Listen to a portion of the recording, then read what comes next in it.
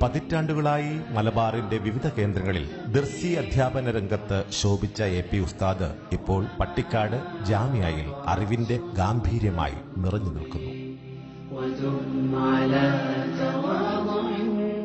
ആത്മീയ ലോകത്തെ പൊൻപ്രഭയായി കടന്നുപോയ കണ്യാല അബ്ദുള്ള ഹാജിയെക്കുറിച്ചുള്ള ഓർമ്മകൾ അയവിറക്കുമ്പോൾ ആത്മബന്ധത്തിന്റെ ആഴം കണ്ണീരായി പുറത്തുവരുന്നു. ശരീരത്തിന്റെ ലായര് പ്രകാരം അമല് ചെയ്തുകൊണ്ട് ആത്മീയ തെറുപം നടത്തുന്ന ഒരാളാണ് മുമ്പ്. ഞാനുമായിട്ട് മുമ്പ് ഊതന കാലത്ത് തന്നെ വലിയ ബന്ധം കോളേജിലുണ്ടാകുമ്പോൾ അങ്ങനെ പാടത്ത കാര്യം മൂലം മുഫാത്തായതിൻ്റെ ശേഷം മൂപ്പരൊരു മൗലൂദുണ്ടാക്കാൻ എന്നെ ഏൽപ്പിച്ചു. ചരിത്രമൊക്കെ പറഞ്ഞത് ഞാൻ ഉണ്ടാക്കി. അത് പിന്നെ അവിടെ കൊണ്ടുപോയി ഉദ്ഘാടനം അവിടുത്തെ മൗലൂദ് അവിടെ പോയി ഓതി പാടത്ത കയ്യിൽ പോയിട്ട് എന്നിട്ട് എൻ്റെ ഉദ്ഘാടനം അവിടെ കഴിഞ്ഞിട്ടാണ് പിന്നെ അത് പുറത്തിറക്കിയത്. അപ്പോൾ അത് മുഖേന ഈ അബ്ദുള്ളാജിയായിട്ട് ഞങ്ങൾ വലിയ കൂടുതൽ ബന്ധ.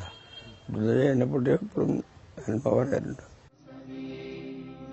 വർത്തമാന മലയാളത്തിലെ മതസാമൂഹിക സാംസ്കാരിക രംഗത്ത് നിറസാന്നിധ്യങ്ങളായി നിറഞ്ഞു നിൽക്കുന്ന തന്റെ പ്രമുഖ ശിഷ്യരെക്കുറിച്ച് ഉസ്താദ് പറയുമ്പോൾ മുഖത്ത് ആത്മനിർവൃതിയുടെ ഗുരുവികാരം സ്ഫുരിക്കുന്നു.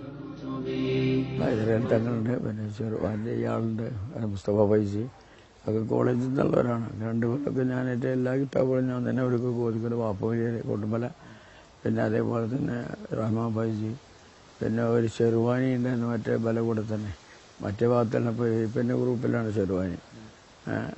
പിന്നെ അങ്ങനെ കുറേ ആൾക്കാരുണ്ട്. ആൾക്കാരുടെ പേരും ഇങ്ങനെ കൂടുതൽ ബന്ധമില്ലാത്തതുകൊണ്ടല്ല. പിന്നെ ഈ ഭാഗത്ത് ആട്ടുകൾ കുറേ ഇതുമാറി നമ്മളെ ശിഷ്യന്മാരായിട്ടുണ്ട്. സാധാരണ ഇടയ്ക്ക് എല്ലാ കാര്യത്തിലും ബന്ധപ്പെടും.